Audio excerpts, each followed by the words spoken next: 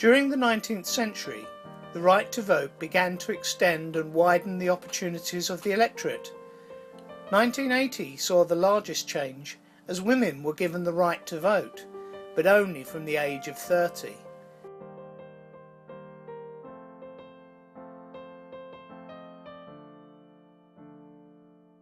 Electoral equality did not come until 1928, when the female voting age was lowered to 21, the same as the men. The Women's Suffragettes was a national movement created in 1872.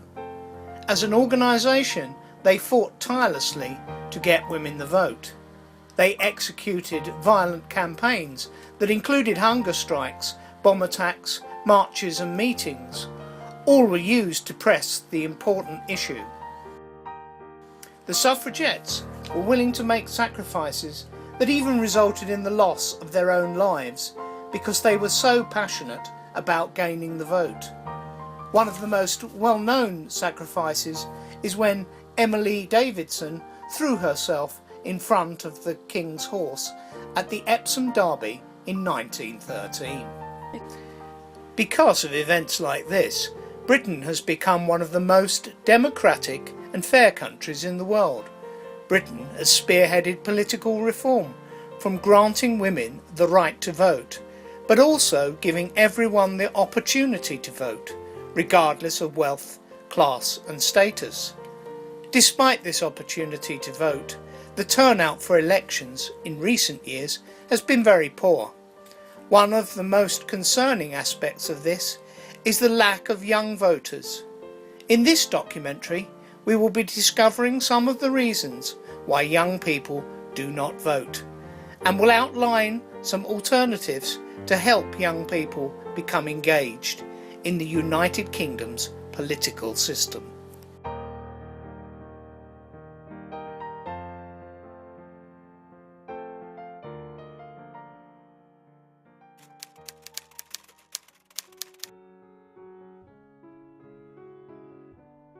I don't really know what it is. I guess kind of like government stuff. Politics means like how your country is run and what's going on in the world at the current moment, and seeing what the world is from another perception. It's kind of like our everyday life. Like it goes on around us all the time, but we don't really know that it's going on. Well, it's a bit difficult at my age, so I don't really know. But it's a bit of an awkward choice for people because not many people are popular in politics. It's basically just choosing the best of the worst to run the country at the moment, really. I think it's quite boring and a bit irrelevant to my life. In the 2010 general election, the total turnout was 65%. This turnout was the third lowest turnout ever. The election figures show that the turnout for the ages 18 to 24 years old was only 51.4%, again one of the lowest turnouts ever. Compared to this, 74.7% of over 65s voted, which shows the current power of the so-called grey vote. Your vote is your voice. Without a vote, you're silent and you'll be ignored. For years now, there's been a steady decline in the number of young people voting, and that means that young people have less of a voice.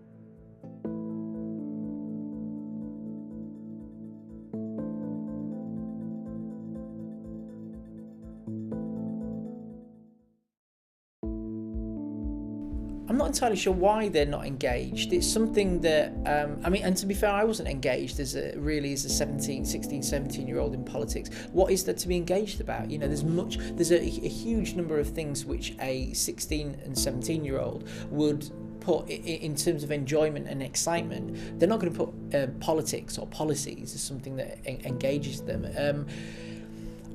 I think there is a shocking lack of awareness actually in young people as to what politics is, how it affects every single element nearly of your daily life. And I think if it was made more tangible, i.e. how does politics or voting make an actual difference to your life, I think more people will be engaged. Everything from what you are taught, how much it costs to get into college, how much it costs to buy food, that is all directed or all affected by politics, and you have a chance to affect that.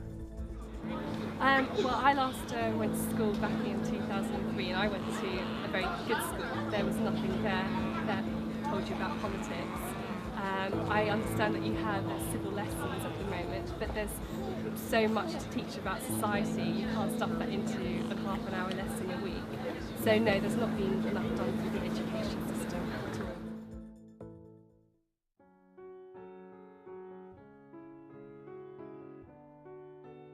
all. We see a huge rise, especially in today's society, among younger people, that clearly, and these are the people with the lowest kind of voter turnout. So, and these are the exact people we need to be targeting.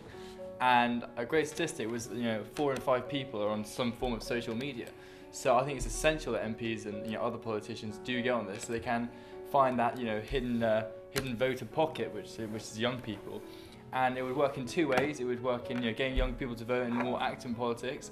And the circle effect, which means hopefully their kids have a more of an interest in politics, and this thing will be averted, because we've seen from the low turnout, especially for the youth in recent elections. So I think they should. I think that the main danger I feel politicians have surrounding social media is that social media is unfiltered, and not every politician is big enough to have some sort of special PR office to run their entire campaigns. So what I would say is, as with all sort of notable figures, there is a danger surrounding the unrestricted free speech, especially we have sort of occasionally Twitter scandals and whatnot of people saying the wrong thing, or at least just wording things incorrectly. I personally don't think it is a necessary factor of campaigns to be on all forms of social media, and I don't feel it should be like the only way for a politician to interact with their voters, and their public at least. I think that there are sort of more direct ways, such as visiting schools and whatnot, but definitely, I mean, it's a possibility for those that feel they can't reach a greater audience. Surely the Twitter sphere is the market they must go. Everyone is on Twitter, and it's so easy to reach so many people so quickly that I think it's essential for anyone running a campaign to get involved with. I think also trying to use sort of famous people and celebrities to promote the concept of teenage voting, getting YouTubers and musicians and artists and people that are really sort of in tune and engaged with young people, and getting them to encourage voting. I think that'd be a really good thing that we need to see more of.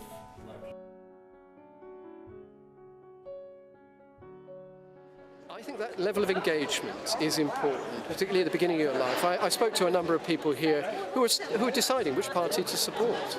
And sometimes it's a decision of the head, and sometimes it's a matter of passion. And I think by hearing the debates, by engaging in the discussion, you can make those decisions for yourself. And that may lead to different pathway that you take in life. So yes, I think it's important for you to engage in politics, to have a view, and express that view.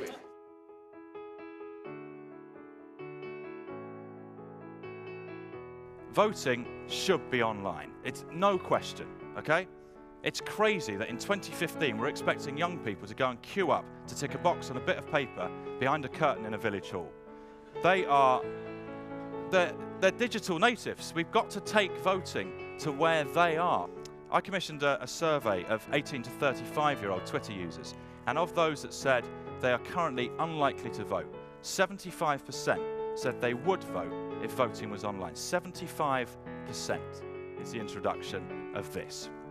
Now currently, the equivalent of a none of the above vote is not voting. The big distinction between the two is that not voting gets ignored, whereas a none of the above vote has to be counted and has to be taken notice of. So imagine this for a moment. None of the above wins some seats. No, none of the above wins a load of seats. None of the above wins an overall majority and we have like an empty parliament, just empty seats.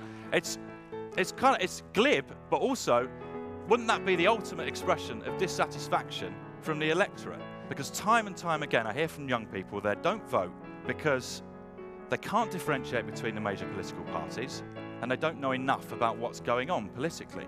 And what people need actually is just a place to start, and that is where these come in. Voter advice applications, VAAs, provide an entry point. Essentially you go online and you answer a series of questions by ticking a number of options, and then at the end the app matches you with the party that you have most in common with.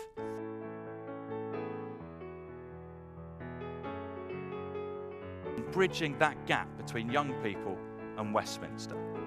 And it's not just 17 and 18-year-olds who feel that distance.